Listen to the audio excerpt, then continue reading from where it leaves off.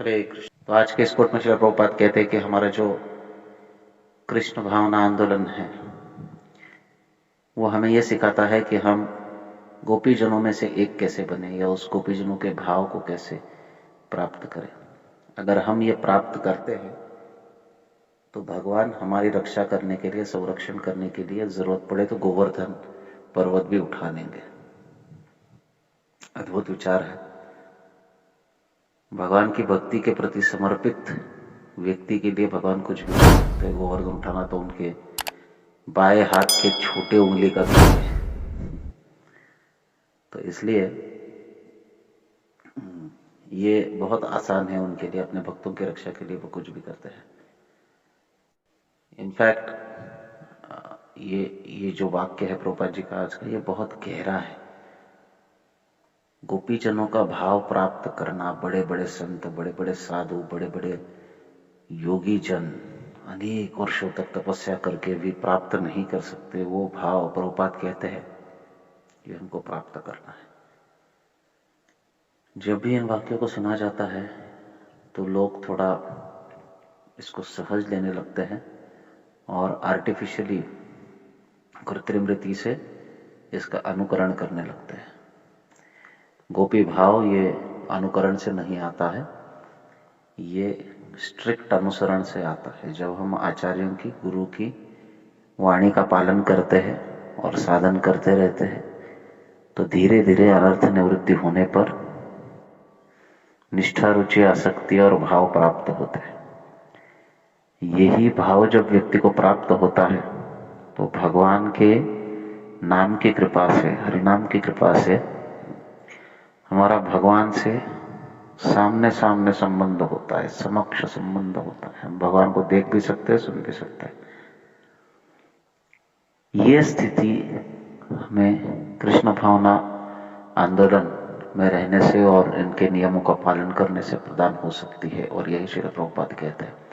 एक बार ये स्थिति प्राप्त हो जाए तो प्रभुपाद कहते हैं कि भगवान हमारी रक्षा के लिए कुछ भी करेंगे। जैसे ब्रजवासियों की रक्षा के लिए भगवान ने गोवर्धन को उठाया अपने बाएं हाथ के छोटी उंगली पर और 7 दिन 7 रात तक उठाए रखे। इंद्र थक गया बारिश कर करके, लेकिन भगवान नहीं थके।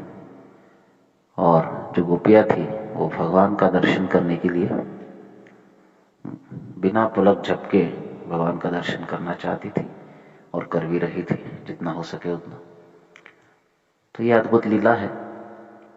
भगवान अपने भक्तों के लिए कुछ भी करते हैं।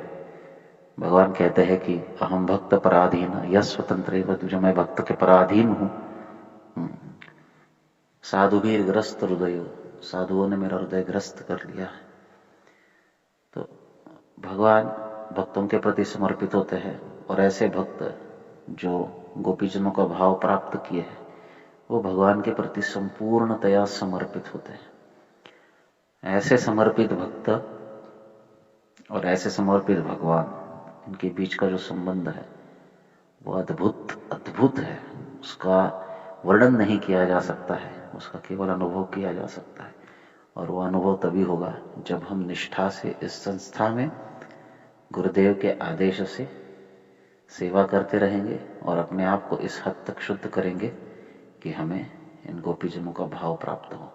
गोपीजनों का भाव प्राप्त करना ये कोई अनुकरण की बात नहीं है, ये अनुसरण की बात है। और अनुसरण का अर्थ है strict following of the instructions of the spiritual master. अपने गुरुदेव के, श्रील प्रभुपाद के वचनों का निष्ठा से, बहुत कट्टरता से पालन करना, यही हमें उस गंतव्य तक ले जा सकता है, यानी गोपी भाव प्रदान कर सकता है।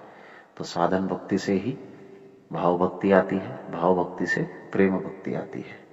तो साधन भक्ति आवश्यक है। साधन भक्ति को सहज लेकर अगर कोई सोचेगा कि मैं गोपी भाव को प्राप्त किया हूं, मुझे साधन करने की आवश्यकता नहीं है, तो वो गलत है। ऐसे व्यक्ति को एक बहुत बड़े रिफॉर्म की आवश्यकता है। श्रील प्रभुपाद की जय।